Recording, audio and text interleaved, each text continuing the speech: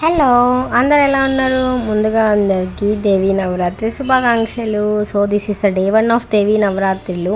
నేను కూడా గుడికి వెళ్ళాను అనమాట. సో నెల్లూరులో ఉండే రాజరాజేశ్వరి గుడికి వెళ్ళాను. సో ఎన్ని డేస్ వెళ్తాను అనేసి డోంట్ నో, వీలైనంత వరకు వెళ్తాను.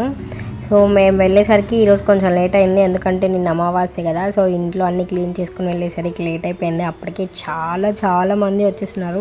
సో ఈ గుళ్ళు అయితే లైక్ ఎర్లీ మార్నింగ్ నుంచే, అంటే లైక్ మిడ్ నైట్ నుంచే స్టార్ట్ అవుతారు అనమాట, అందరు రావడం ఇలాగనేసి.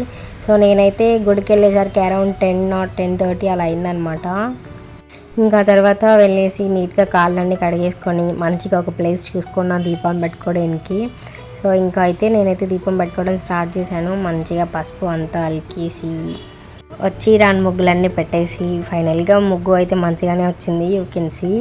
మీకు కూడా నాలానే వచ్చి రాని ముగ్గులు వేసి వెళ్ళి దీపం పెట్టుంటే let me know in the comment section. మీరు కూడా గుడికి వెళ్తున్నారో లేదో కూడా చెప్పండి.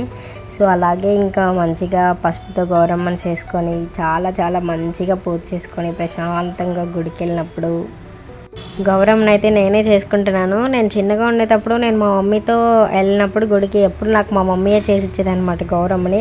అప్పుడు అనుకునేదాన్ని నాకై నేను ఎప్పుడు చేస్తాను అనేసి. సో నేనైతే లాస్ట్ ఇయర్ నుంచే ఇలా చేస్తున్నాను. అంటే లైక్ ఇన్ని డేస్ అనుకోను, వీలైనంత వరకు కుదిరినన్ని డేస్ వెళ్తాను.